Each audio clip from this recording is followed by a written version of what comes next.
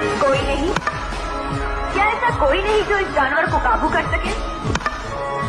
लगता है शहर में कोई असली मर्द ही नहीं। मर्दों की मर्दानगी को ललकारा नहीं करते।